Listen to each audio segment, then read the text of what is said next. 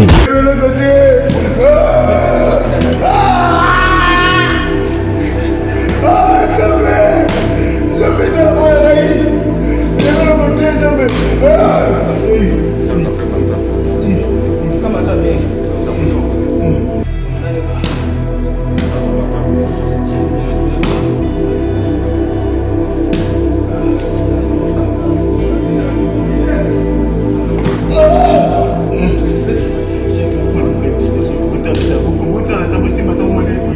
UHP Media, la chaîne qui vous édifie.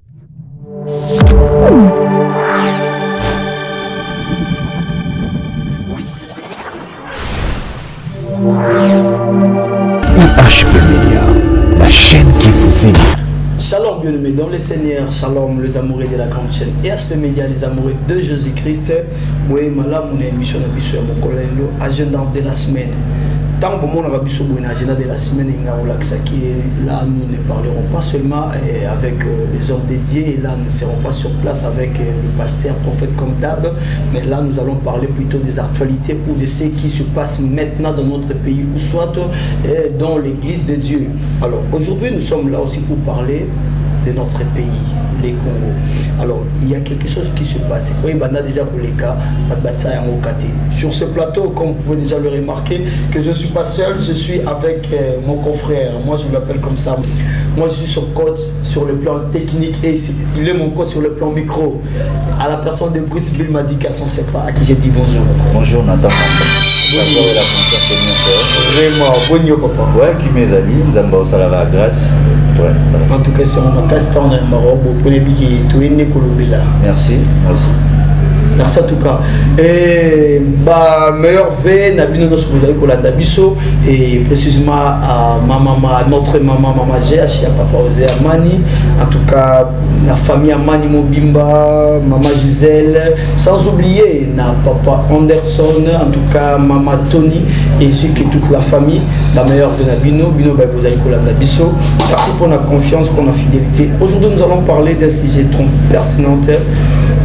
Makambo Zali Koleka, précisément dans notre pays. Oui, c'est Bilma. Oui. Un mot, Nabaïnos Bazali Kolanda, surtout que Banda bon, 100% ou quelque chose. Voilà, moi, la message toujours pour ça va merci, surtout na bateau, va message pour soutenir sur la chaîne et UHP Media. Et oui, bah que ma prière na bino, ma message na bino, ma peine na bino, et message toujours pour consoler, pour édifier biso, et pourquoi pas pour nous biso na kibomoto, parce que mon est aux abattus. Tant bazo de et il faut demander à la paix, la réciprocité. La déflexion est à l'aller comme Brito, que ça la vraiment très bien. Et voilà pourquoi nous allons continuer toujours pour ces cabinets, merci vraiment ébélé et n'a moi idée au Bolingo. Et c'est ça au Christ a dit, aimez-vous les uns et les autres. Au bain, mon qu'il va que vous avez comment c'est ça? Non,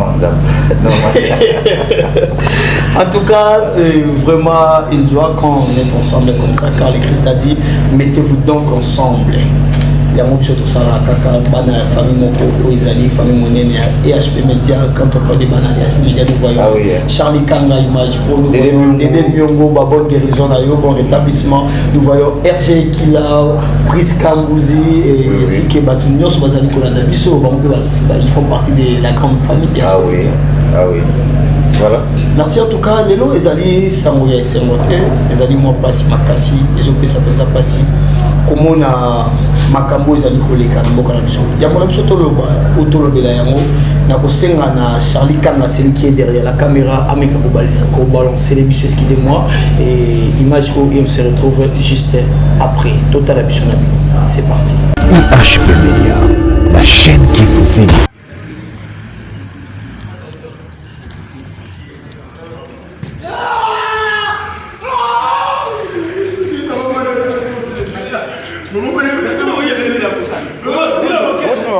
Comme mon tati, comme ça, Charles.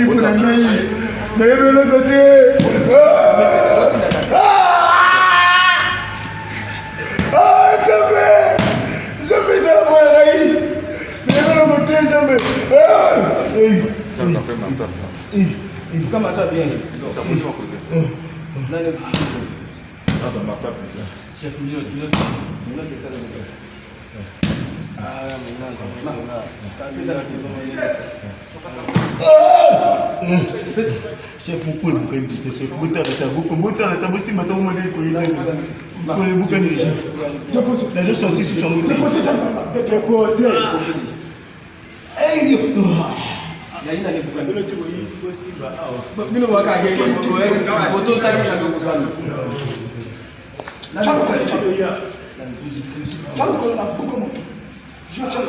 déjà.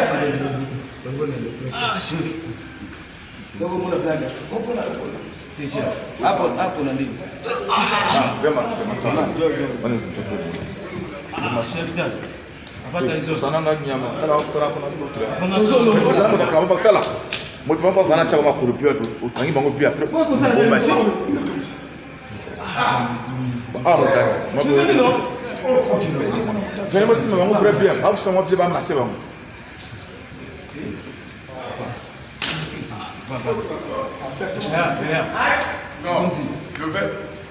je vais sur toi.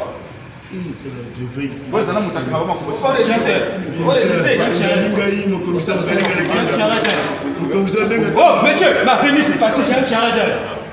Chef Charadel. Comme ça, ben, maman dit, maman, comme ça, on gagne un kenda qu'on a gagné la maman. Venez ici. Vous êtes venu ici.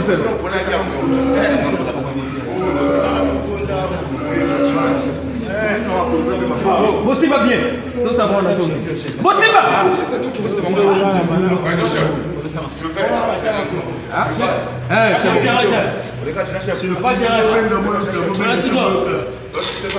Monsieur, vous tirez ça.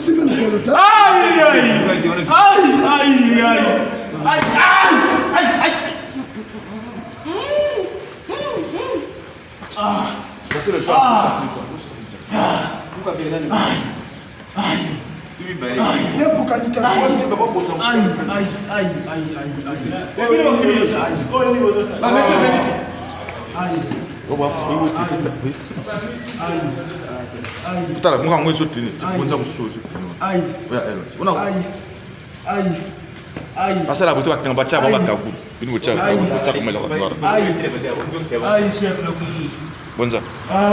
Bonza, voilà. Voilà, c'est bon, c'est ça. Bonza. Et mon couple, aïe, aïe, aïe. Aïe, la bonne série, comment on dit. Aïe, la bonne série, voilà, frère Pierre, pour la Pierre. Quand vous bloquez, frère Pierre.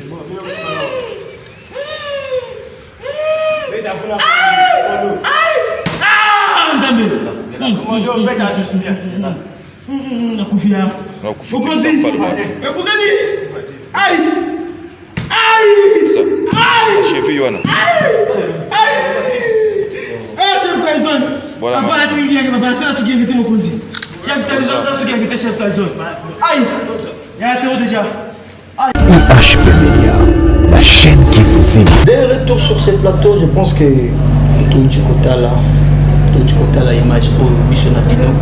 Et puis si pas si moi mingi, comment on a makambo Brice Bina.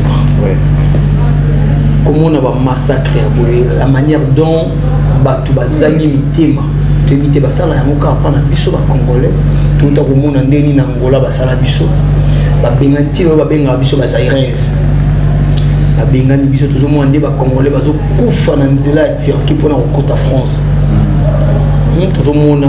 Tomona ndenge nini Brazzaville et sabota biso makambo minene salema, et aujourd'hui encore kaka moko ya mboka wana Brazzaville tala makambo bazali ko buka ba congolais makolo bakomisa bango vraiment na koloba po eza oyo totala oyo ça fait trop mal parce que eza oyo babengaka traitement dégradant. Donc moto normal bakoki kotraite boye te, et puis moto oyo aza na motema aa na cœur akosala acte ya salité mpona nini ntango bapesa bazobenga biso bacongolais. Donc cela veut dire toza moko, mais différence ezali kaka mai ekaboli biso bao baza bacongolais ya ngambu poto oyo bao mpe ya congolais ya ngambu poto. Mais na kotala eloko oyo ndenge oti oloba déjà que ebandi lelo te, ebandi mwa kala. Tozwa batorture na Angola, tozwa batorture na Brazzaville, na Inde, c'est presque partout comme presque partout bazotraité congolais le roi mwanyama, et si le gars moko image boma congolais tika nyoka. Donc moi je pense que ezelo moko ya bien te, et puis bato wana basala bongo soki bakati isi bayeboye bayaka nde koluka mbongo, bayaka bakoma bariche, bayaka bakoma bapatron awa. Et d'autre part je pense que toa na gouvernement moko so na koloba naïf, gouvernement moko eza un peu naïf. Donc cela veut dire bakontina biso bawelaka mingi baintérêt na bango ke ya peuple. Voilà po eloko bakoso esalami par exemple na bapays oyo toyebi na mboka loa Afrique du Sud. Tout le monde a rendu une xénophobie, c'est ça la xénophobie, on va bien en anglais. Donc cela veut dire que tout est un étranger, aya na katamboka na bango. Et puis pourquoi? Parce que bangona no bana ya mboka, il faut pas s'enrichir, pas bénéficier na oyo ya bango. Vous comprenez? D'autre part, basala ba mabe na ba torture, basala ba étranger surtout ba africain parce que tout ça biso na biso bato moko, la ba bantu, vous comprenez? Mais d'autre part, basala na raison pourquoi? Parce que unité ne sera la force. Vous comprenez? Mais comme on est ba bomi na Brazzaville net de ba sala, bon on va comme ça monter naps. Bazo beta et bazo buke makolo. Pour azwa sous courage ya roya ozonga na mboka na ba monter. Mais awa eza kamuro au contraire daka ba même personne bazo sala bongo so bakati bayebo vraiment na biso ba sécuriser bango moi aussi mbabamo ezate to yebi histoire ya la sœur Naomi wa kufa na Inde to mona koma ba kata miki ba chai na kata saki indien on a bakanga dans la prison ça seulement un mois et demi abima un mois et demi abima mais les famille na e baza kata perte et yango tozomona ba mambo. Cette émission, je ne pense pas qu'elle soit politisée. Non. Mais tout ça, politique. Voilà, donc analyse par rapport à la fait Moro, ils ont déjà consommé. Voilà, donc, et d'autre part, ils ont les gars, qu'on a vu. Vous comprenez? N'a pas pris un exemple, qui est surtout sali, bané légué. Une année, soit 2 ans passés, il y a caméra. Au monde, il y a juge, il y a 4 ans, mais les lots caméras dans la France. Est-ce que vous avez au courant? Voilà, avant la France, déjà entre parenthèses, oui, entre parenthèses, famille a juge ou ana o bakufaki bato belé ba fait na présidence wana na ba poison bani nazo condamner caméra de game ta komai bango. Mais accident wana ekoma na makambo na ye. Vous comprenez? Mais lelo batali wana te. Vous comprenez? La famille wana lelo so bon na caméra qui bande avec plus de 50 millions et ba congolais au Balia. Comprendre moi le mot na raza mutinga botaka jalousie te mama be yango zo mona ba compte à rendre qui ta génération en génération. Est-ce que yoko penser que na bi que émission on a posé une question te excusez-moi donc yoko penser les londe toza boy 2 ans 3 ans 4 ans plus tard moi na moya caméra botango na cité. Voilà donc c'est un peu ça c'est par là na le banibi congolais sotali congolais nyonso vous remarquez que au congolais oui pourquoi congolais taza brital le cœur. Ok. Et si Dieu avait amené quelqu'un à la grandeur, la première chose, d'abord pour transformer mon témanaï. Témanaï, fois à l'ami, et le moins en matière brute. Amen, frère Brice. Non, vas-y. Je ne vais pas vous citer parce que c'est la guide de Bongo. Donc c'est comme ça. Congolais Nyonso, à Tazana Kanandeni, au monde à cœur, on a des arrêts différents. Au monde à moi, on a un étranger à traiter, impossible. On a monaté. Tu fais un beaucoup. Non, tout le monde a été. À l'époque, il y a Mouzé Tomba, Bouma, Rwandais, Bouma, Bamote, Baokanga, Bango, livré à la police. C'était comme ça. Vous comprenez? Le traitement au plus toujours, en tout cas, trop c'est trop. Le gouvernement, il faut faire la solution. En tout cas, merci beaucoup. Merci en tout cas. On aura peut-être trop à dire, mais il y a moyen surtout le bateau. On peut battre le biseau, tout moko, il y a Congolais au Bazaï, Bana, Penza, Mboka. Très bien. Et on a déjà toujours côté ça, moko, on a déjà à Singa. En tout cas, n'hésitez pas. Bino Bazaï, on a biseau, vous allez peine information, aux gens pour ça, Penza, tout Panza, Samona Yango. Écrivez-nous dans nos numéros. Alors là, nous avons déjà notre papa à qui j'ai dit bonjour, papa. Bonjour à tout le monde. Bonjour. Ah, bonjour papa. Bonio papa. Oui, salut à tout le monde. Que la paix c'est avec vous tous qui vient d'Ambédi, Isana, Nyonso, puis Malandi Nyonso, il y a émission, il y a chaîne. Amen. Amen en tout cas papa. Bon, tozana problème moko awa o zolanda yango oyebine ni nezali a comment bazali ko maltraiter biso ba congolais na ba presque ba mboka nyonso et par rapport à image oyo outi kolanda wana un mot par rapport à ça papa. Bon, et ça n'a pas si makasi ya komona boni yo moto mingi oze kola na yo ndi ko moto mingi parce que moto moko songolo ayebisi yo bomande ko na yo okoli ko bomaye ezali penza ignorance moko terrible colonisation oyo esalemaka kala oyo mondele azali komokola moto moyindo sika mondele azongi atiki mosala wana na bato bayindo banyokola bato bayindo oyo tobengaka mondele ndombe aza moto moyindo kasi aosala mosala ya mondele colonisateur ezali mawa mingi yango etumba oyo toya kobunda ekosila En tout cas, tolandio na bokebi mingi. Alors, eloko nini ezali penza base, to eloko nini ezali ko pousser to o esala ka ete bato nyonso bazali bana ba meka penza ko ina biso ba congolais, to biso ba indo entre biso na biso peloko wana e kompe mingi entre biso na biso. Ki motema mabe wana, eloko nini esala ka penza te yango ebota makati na biso. Réponse est la casse na mokana nzambe ezali jalousie ya peuple congolais oyo nzambe apona katikati na mokili oyo amilakisa eza kaka te peuple congolais kasi ezali d'abord peuple hébreu france ya makambo yango wana peuple hébreu.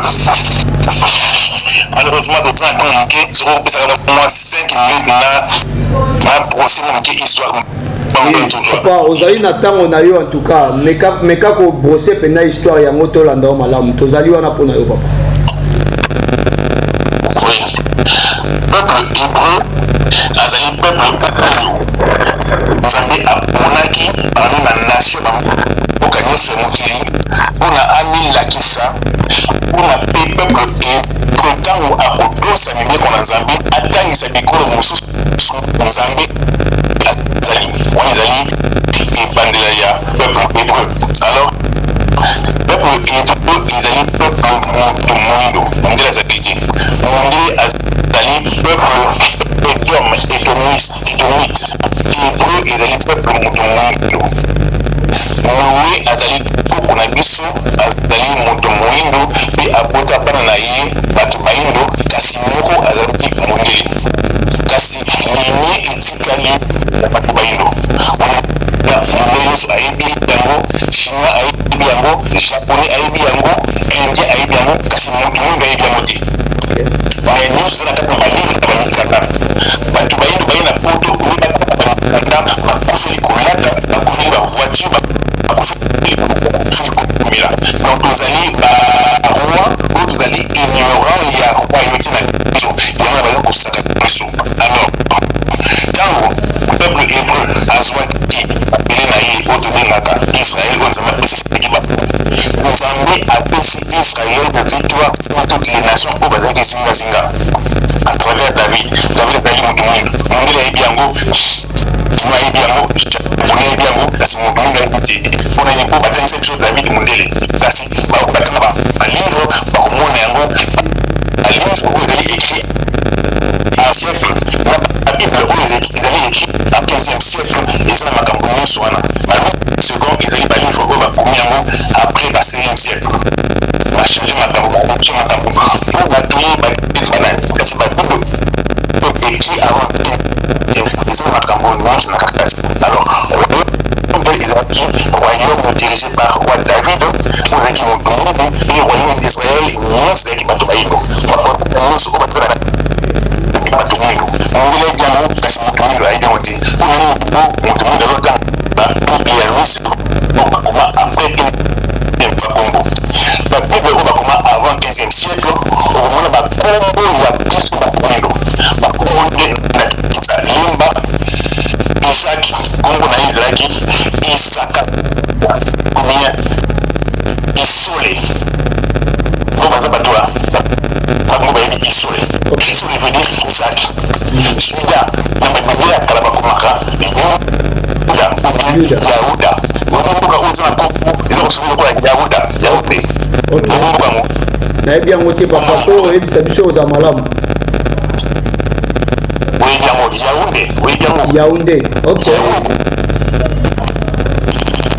ezali mapele mboka esika okona biso ya oda nalingana soki ya rikmas ningo bani mpona tosala ya liboso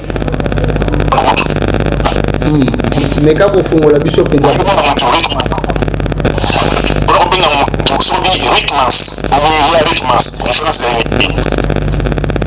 oyebi te papa meka kofungola biso mpenza oyebi yango ya eli kolakisa moto mokonzi yango topesa toujours benga aya ya marie ya roge rikmas ya uda moto uda yango ezali bongo bapesa yaunde ya uda ezali bongo nyonso bamboka ebele na afrique eza bakombo eza kati na bango ya kasi ngole achange yango mpona kotia biso conscient toyeba te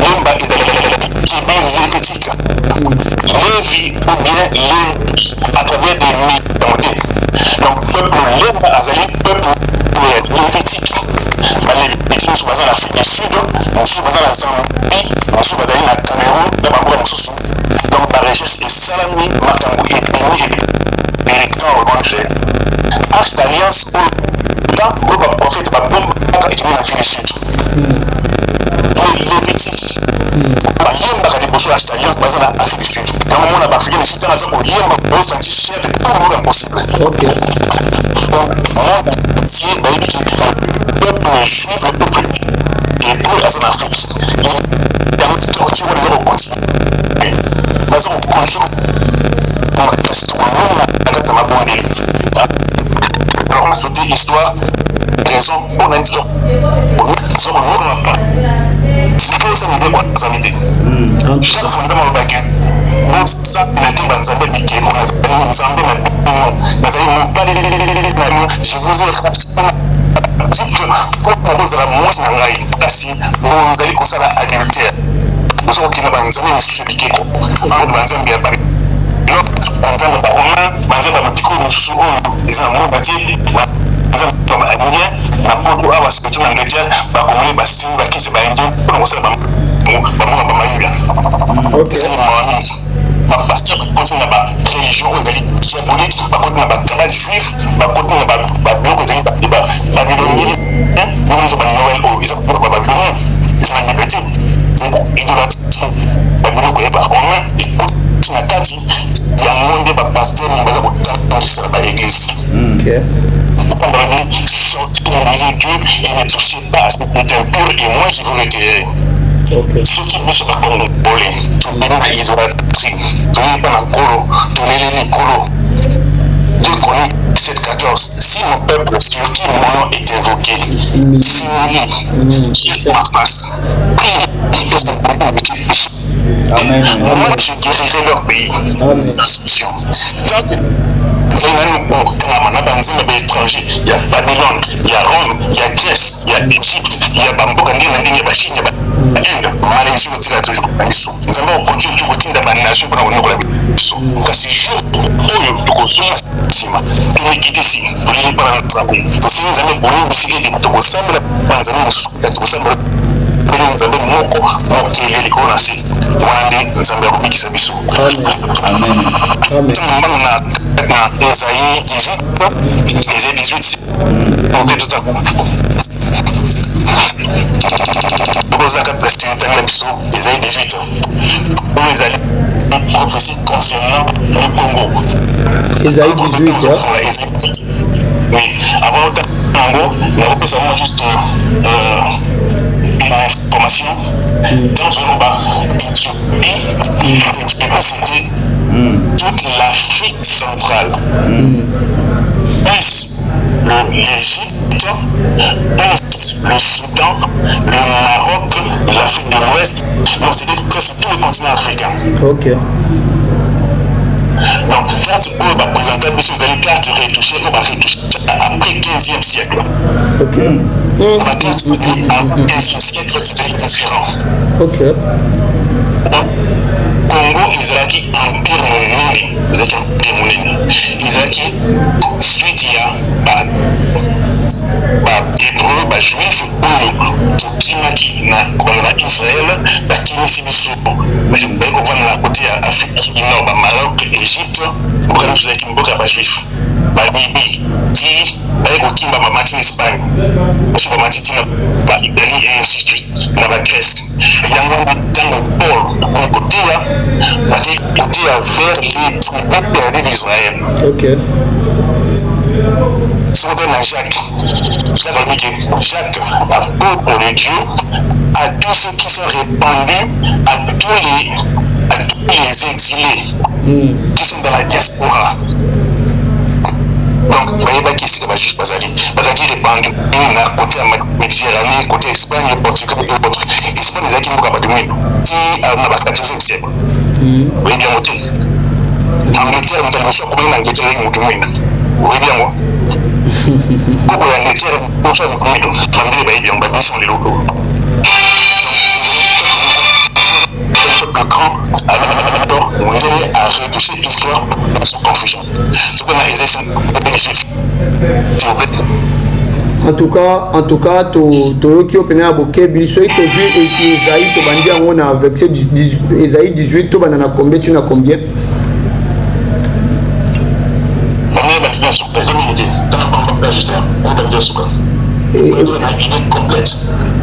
Bon, et TV Zali Penzango Wala Zotanga Yango, comme ça, Nazokata appel pour appel, monsieur Zali Kokota Soko, il faut la conclusion Penza, comme ça, Tozo, moi, Moke, Penza, pour Tozalika, on a 30 minutes. Déjà, au Bémi, déjà presque 10 minutes. Merci. Tozo, papa. C'est juste moi quelques versets.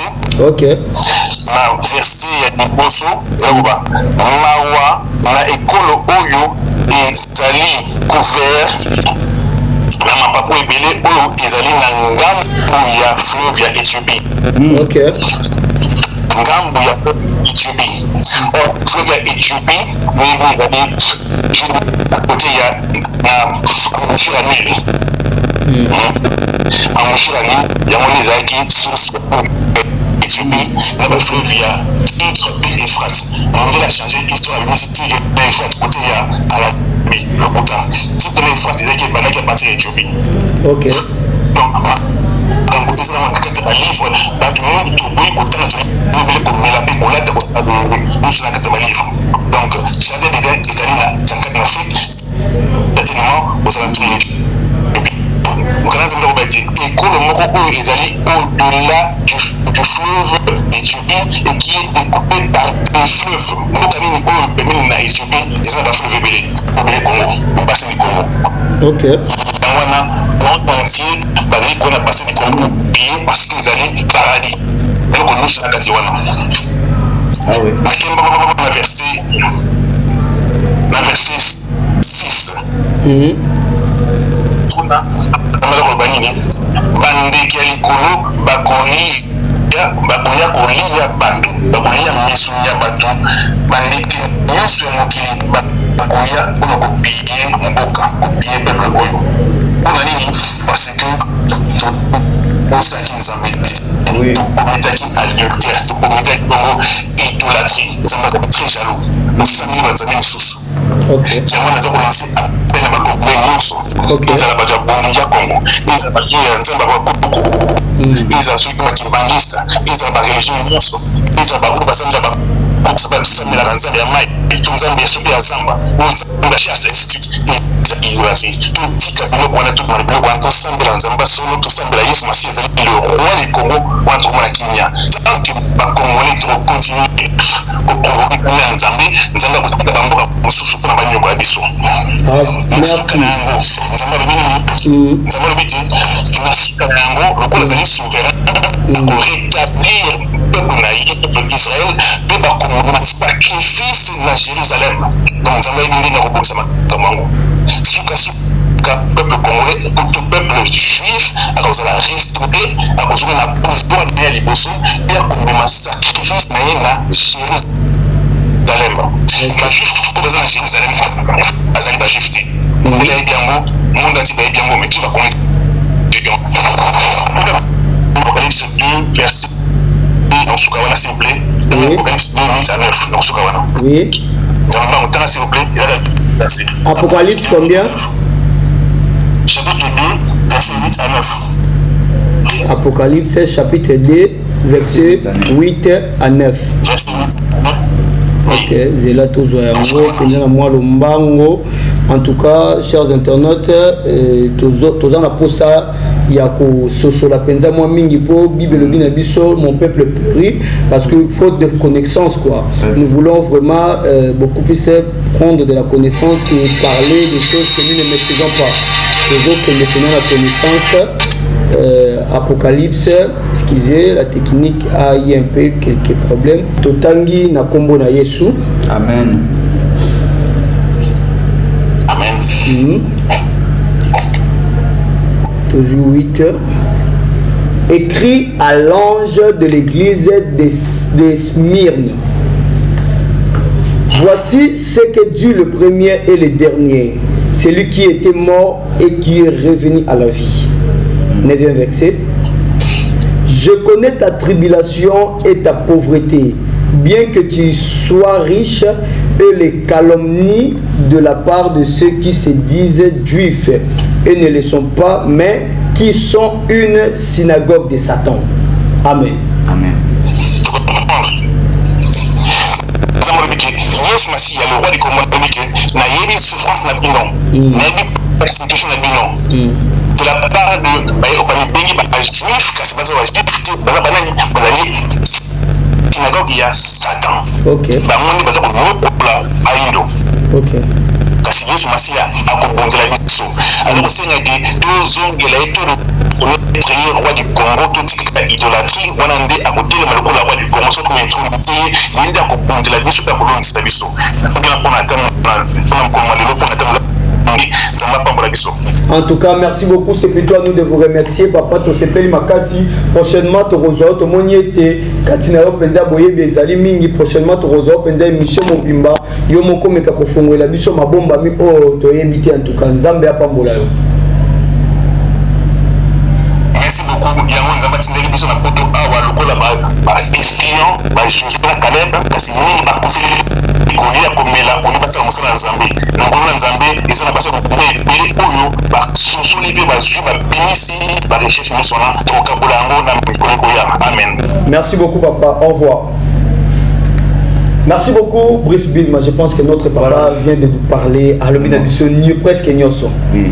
Presque nyoso. En tout cas, tu es bien été un mot par rapport à ce que notre papa vient de dire. En tout cas, Nazozonga car lorsque Paul a dit dans votre foi, il faut ajouter la connaissance. Et la connaissance, Maramou, tu peux ajouter, c'est ça. Okay. C'est-à-dire, moto oaza na boyebi eza le roi moto aza na mwenda kati na ye et vous connaîtrez la vérité et la vérité vous affranchira.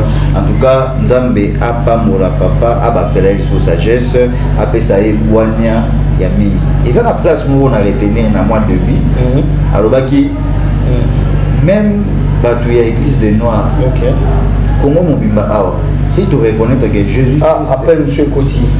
Ok, tous on appelle. Allô? Allô, maman Nabiso Chantal Deborah. Maman Shalom. Shalom, papa. Boni Ngomba Mobimba, Bananzambe Nyos, les adorateurs, Bazali na Kimia. Bazana Kimia, Zela papa Mke, Zela Mke. Bon, Boyebi, chers téléspectateurs, je pense que... Bon, je pense que au Utikota la vidéo, il y a Maïo et Zali Koleka. Alors, un mot par rapport à maltraitance, tout Makambonio, sous Zali Kosal et ma vis-à-vis Nabiso, Congolais. Moi, il par rapport à Nayo, maman. Vraiment, esalinga pasi komona video yo vraiment nazana pasi mawa pe mingi komona biso bato yo bandeko kaya biso moko tozobango lokola banyama donc ozozwa nini ozoko marto ozoko bamba ndeko na yo na nzoto ozobambe na makotongo ozomona kutu teke aza ndeko aza na nzoto lokola yo mawe eza lisusu te na mokili vraiment donc salinga pasi nazoyeba te loni na oloba place wana vraiment kande na ndenge bibelo biki na mokona stuka makozala lisusu te makozala lisusu te nga na regrete parce que na bakongolais ya Brazzaville na bakongolais ya biso tozaka bato moko toza kaka bandeko toza ndeko na yo okokomisa na niveau wana pourquoi okosala ndeko na yo boye yango moni koyeba nzambe eza bien na nyonso yo fo kaka soko na nzambe kati na yo nzamba koepanyo na bamakambo ebele nyonso ezokomela biso mpona nini parce que bato baza mosika mpe ya nzambe ozomona tokei te ndenge ezalaka toyebi ke bamboka wana bazokende onyokola biso baosala nini moto aza motuma tala moko ozomona oboyi te tozokende mpe bandeko na biso banani yo oyebi ke place wana balingaka biso te nini te soko oza na nzambe te otuna nzambe ndenge nini alors ke ndenge bible ezose soko oyeba nzambe malamu soko oyebi nzambe akopesa okonduire yo akotala yo okotuna nano volonté ya nzambe eske bana azokende eza nzela malamu eske eloko boyeni te parce que nzambe alakisaka toujours bana na ye place oyo bakendaka eloko ezosanga mpona ngai nazoloba ya tanke mosala na nzambe kozanga yesu kati na bomoi na biso nde ezomemela biso mpe makambo ebele na bavi na so ozomona bato balingi kotambusa vi na bango moko yango nde makambo ezokomela biso me esalinga pasi mingi komona vraiment ke mawa eza lisusu te na mutu mpenza ato kosala ndeko na ye lokola nyama zamba alors kaza ndeko na en tout cas tolandio na bokebi tolandio penza na bokebi kasi moi conseil moko na biso baye oyo tozali ko comprendre nanu te nani oyo tokoki kotia liboso azala liboso lokola molakisi mpe na nsima lokola mobateli moi conseil na baye nyonso bazali kolanda biso sikoyo na EHP Media. Merci beaucoup papa Nathan, vraiment ngai atanki servante nzambe naza eloko te onga na kokokenda ngo pembeni te to mpona mutu nyonso oyo akoki kozala soutien na ye oabouge ye mutu nyonso ayebana nzambe so akotia elikani epa nzambe aozala dessus te na makambo te ezoyela yo oluki elongi ya nzambe nzambe banyo akotalisa yo atala tolobake notre Dieu parle tantôt d'une manière tantôt d'une autre nzambe akotalisa yo na bavision akotalisa ta mosusu na basa ye se présenter liboso no comprendre atteindre de malamu te yango na nyonso lokola mwana nzambe mpona biso mpona makambo oyo ekomela biso te esengeli na motu nyonso aluka vraiment elongi ya nzambe aluka nzambe azala mokonzi azwa vraiment vie na en charge atambulisa ye omona makambo nyonso vraiment ekokoma lisusu te mpo na nga nayebi te moto na kolobela te à part Yesu Kristo afelaki biso balobi aza toujours na baprojet kitoko mpo na biso eza ya bonheur eno ya malheur vraiment oyo ndenge naloba nzambe amete te bamakambo jiso boye vraiment oyo nyonso andimela Yesu azala dessus te yango nazosenga vraiment na bandeko nyonso bandimela vraiment nzambe wana batie elike na bango epa nzambe bamipesa epa na nzambe baomonaki vi na bango ezala protege epuis bamakama boye kozala vraiment mingi te donc Yesu nde azali mokonzi mpe mobikisi na biso ye nde mutakoki kobatela biso na badanger ezokomela ça. En tout cas, merci beaucoup maman, merci beaucoup servante de Dieu. Tu profiter de motuna moko mwamba mutozaka totika na 30 minutes 30 secondes na yo et est-ce que mutu oyo abandaki na Yesu te ezali fort possible que asilisa na Yesu? Olobini papa. Est-ce que mutu oyo abandaki na Yesu te na ebandeli? Est-ce que ezali possible que asilisa na Yesu? Nazoka pentezo motuna na ngai ezali boye est-ce que mutu oyo Yesu azalaki alpha na ye te donc abandaki na Yesu te est-ce que akoki kosilisa na Yesu lokola omega akoki kosilisa na Yesu lokola omega ndenge ni faut d'abord obanda na Yesu na ndenge bible ezolobaki aza alpha papa aza omega soki obandi na ye mpe kaka moto akosukisa aza ebandeli mpe suka ozomona yango wana nde parceke na nyonso ezaka nzambe donc esengeli na biso tobanda makambo na biso na nzambe ntango ozobanda nzambe otongo asosie nzambe na makambo na yo nyonso ye kaka obanda na opa kosukisa balobi aza abandaka ndako soki ndako abandi yango mpa kosilisa yango eza no ezala nini te ndako eza na fondation ekoya ndenge wana no fonda biso ezali Yesu Kristo omona motu nyonso abanda nzambe mpe asizama mais eza na bato babandi kati na Yesu basili mpo na nini na distraction c'est ça yango kanene naloba mais biso bana na nzambe tozala toujours attentif tolongwa kati na distraction yango nde ezomema biso mpe na mabe motu mosusu akobanda mpe malamu masisi mpe mabe mpo na nini akotisi badistraction na bomoi na ye atiki bomoi na ye moka c'est ça le problème. Merci beaucoup maman Chantal Deborah depuis l'Allemagne, que Dieu vous bénisse servante de Dieu. Amen papa. Tozali na papa Brice na plateau après ça pas tambote hein tozana papa Brice na plateau.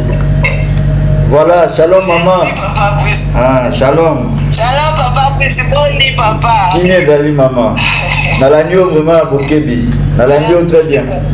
Merci. Ah, merci beaucoup. Zamba pambola pe penza pambola beno. Ah, merci beaucoup. Merci. Alors, je pense que tout a été dit. Oui. Derrière Makamoro Boye, Namoni commentaire sur Toro Salaté. Oui, Namoni vraiment, en tout cas, grâce à Bango Pe Bamedi Kouedebiso et Marambo Bango Balobi, c'est vraiment très important. On a vu que Bananzam et Bazola Nabiso, Monko na Monko, Azui, et Téninaïne, Baneko Banadevi, et Nabani Nao Papa Lobaki. Papa Lobi est le mot très important que Soki. Binzambi na bengo la dinga la binzambi nyonso kimbangiste Boulidia Congo oh église de Noir Boulidia tozaka na maître moko Jésus-Christ de Nazareth mais bakao tozo vivre na ngezati et maman Deborah le belo moza très important tout ça c'est parce que pays conjoncture cela veut dire souffrance c'est qui mutu a comme un niveau que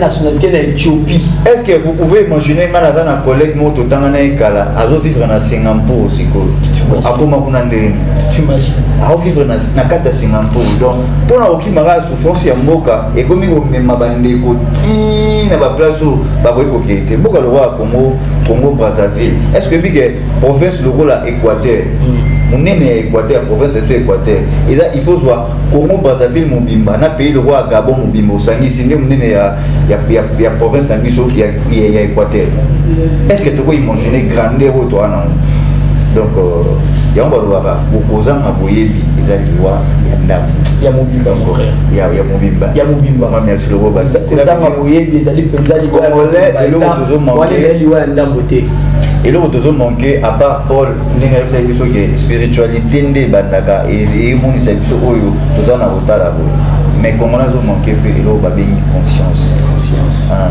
exact Nzamba que ça Josué pour na clôture Josué tout lieu que foulera la plante de votre pied, je vous donne en possession. C'est la vidéo quoi? Tant vous acceptez qu'il c'est le roi la Seigneur et Sauveur, tant vous ont dit mais la Jésus-Christ, autant vous l'appelez le roi Josué.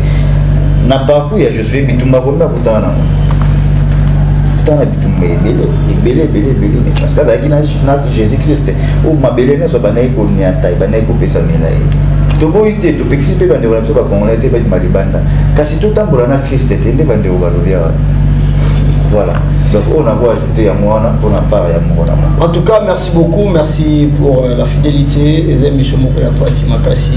Merci parce que vous avez qui penza et belé, tout comme on a pas de solution. Je penza tango, penza qu'on a pour expliquer biso na moke penza, je penza tango plus de 15 minutes pour juste pour nous expliquer vraiment on a tout détail et maman la biso Deborah la prophétesse depuis l'Allemagne a aussi pour le biso vraiment et à lobby moke kasi à lobby mingi. alobi mingi pe to tirer penza mingi kati na yango pe bino ba bozali kolanda biso outi kolanda po tirer pe mingi yeba ete esika o yesu azalaki alpha te ne t'attend pas que azala omega. En tout cas to bandana nkolo pona ba erreur ya boye zalati le autre oui koloba basu basali biso boye bomi biso ba bengani biso basali biso. Vous oubliez que nous ceux qui ont je ne pense pas que Dieu pourrait s'excuser. Non, excusez-moi pour avoir t'envoyé de l'autre côté. Non, non. Il me le dit, Azali, moi, on a monté pour avoir ça. Oui, Dieu ne se répond jamais. Il ne se répond jamais. Alors, est-ce à la voyage, est-ce à la ligne, est-ce à la nyoso, bandana nkolo, pour la kokoya na makambo a poété. Merci de comprendre tout comme pendant la souka émission de sur agenda de la semaine de mon lelo. Il est bonheur à souka pour. Ouais, le bonheur il y a ce que ça va que 2022 oyo et 2000 nyoso neza année de grâce, il y a prospérité, il y a élévation, il y a au nyoso to koloba. To pambola nena nenge nyoso to kosala. Mais pour année en qui était nenge biso to linga. Et c'est un vrai donc cela veut dire que accepter le Jésus-Christ le roi Seigneur Sauveur, c'est encore les temps. Et puis on est encore au début. Oui, donc tout ça on a 2022 et puis en janvier. Okay. Donc temps les années. On n'a pas encore fait 10 jours. Voilà. Voilà.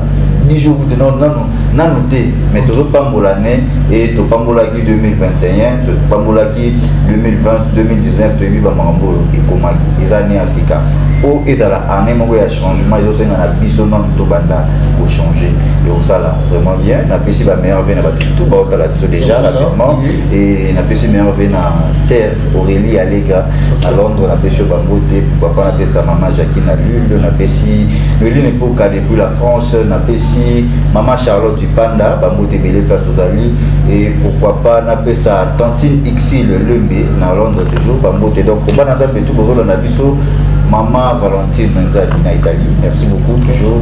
Et Bamote dans la Bananzambe, nous soutenir chaîne OEHP Média, toujours vraiment, en tout cas, moi, commentaire, non, qui tout pour éviter, et ça la bisou vraiment, malam. Et à travers cette émission, on a vu que, on tout ça, nous avons posé les sous, quelque chose pour que tous on la sous deuxième important et au ça vraiment mais il faut prier toujours pour na ba congolais surtout les ana faut intercéder pour na bana kombo mobimba et la ba païen la ba chrétien tout ça mais là toujours pour na ba mo et bolingo ya solo ya moi. Merci merci beaucoup, merci à vous tous qui étaient là derrière vos postes télévisés, je ne sais pas moi par quel moyen que vous avez eu à nous suivre, par votre téléphone, par votre computer, ordinateur, on ne sait pas. Zambé, on était là sur ce plateau juste pour parler de notre pays, le beau Congo. En tout cas, nous venons de parler de qui va intervenir au Tini Paï Nabipaï, Botika et Nzambé, Apambola Bino, Nengen Negonoso Brissa Utikoloba, Bolembate Nakokomela Biso. Mon numéro est affiché juste là, le numéro de frère Bissa Belma est affiché là. Écrivez-nous si possible. Vous allez Namituna, Botuna Biso. Donc, on va pour continuer Koloba. Nathan, on a sur information que vous allez.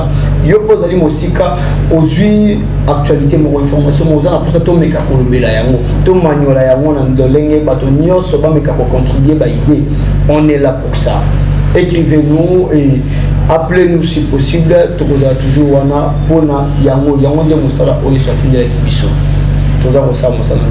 Merci beaucoup, je ne pourrais pas finir cette émission sans pour te dire un grand merci. Et là, je salue la présence de Dédé Nyongo. Merci, Tokumi Senza Makasi, comme on a eu la caméra. Et la PCB, la bonne guérison. La bonne guérison. Moi, santé, mais vous déranger, mais oui, Garat, Nzamba Lobi. Et Baro combattre bino mais victoire ça dit tu es bien bandara tu es bien soukara oui Nzambe merci parce que comme je molongi Dédé Nyongo aigle dikawe.